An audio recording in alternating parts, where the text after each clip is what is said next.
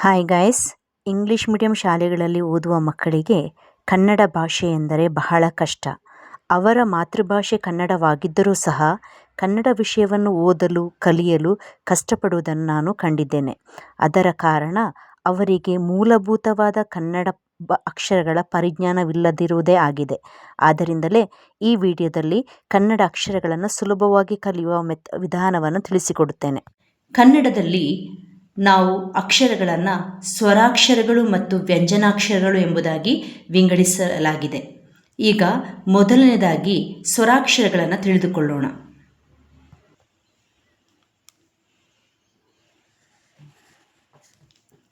ಅ,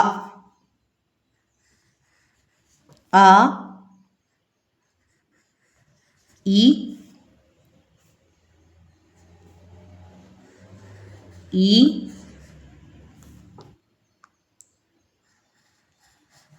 ಉ, ಉ,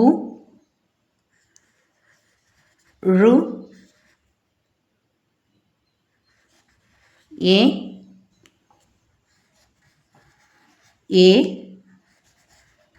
I, ಓ,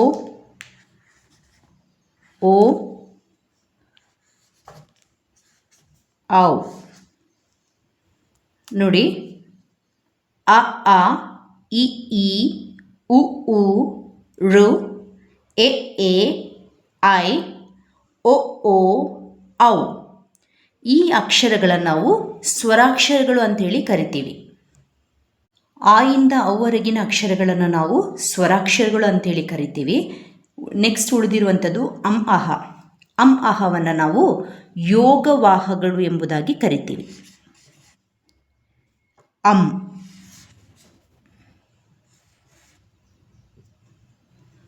ಈ ಅಮ್ಮಲ್ಲಿ ಒಂದು ಸೊನ್ನೆಯನ್ನು ನಾವು ಕಾಣ್ತೀವಿ. ಈ ಒಂದು ಸೊನ್ನೆಗೆ ನಾವು ಅನುಸ್ವಾರ ಎಂಬುದಾಗಿ ಕರಿತೀವಿ. ಏನಂತೇಳಿ ಕರಿತೀವಿ? ಅನುಸ್ವಾರ.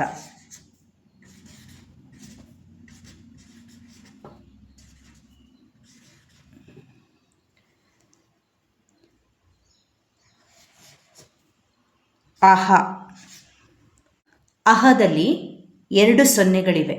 ಈ 2 ಸೊನ್ನೆಗಳನ್ನು ನಾವು ಏನಂತೇಳಿ ಕರಿತೀವಿ ಅಂದರೆ ವಿಸರ್ಗ.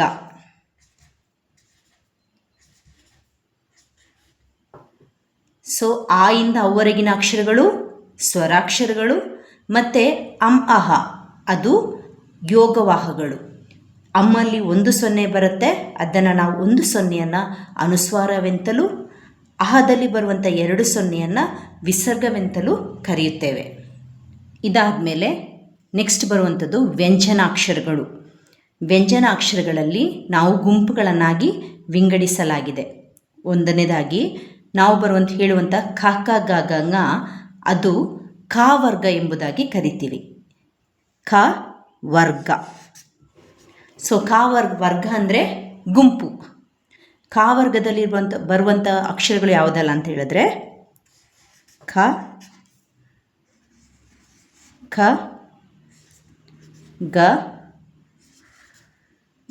ಗ, ङ ಕ ವರ್ಗ ಅಕ್ಷರಗಳಂತೇಳಿ ಕರಿತೀವಿ. ಚ ವರ್ಗ,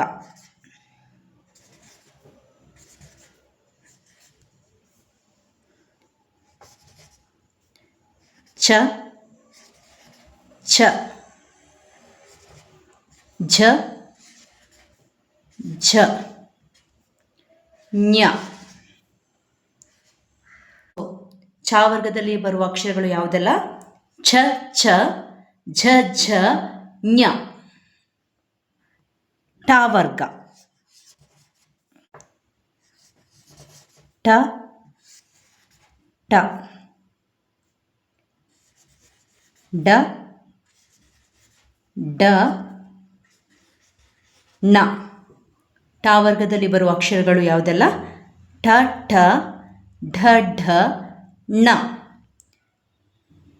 ಥ ವರ್ಗ. ಥ ವರ್ಗದಲ್ಲಿ ಬರುವ ಅಕ್ಷರಗಳು ಥ, ಥ, ದ, ಧ, ನ. ಪವರ್ಗ.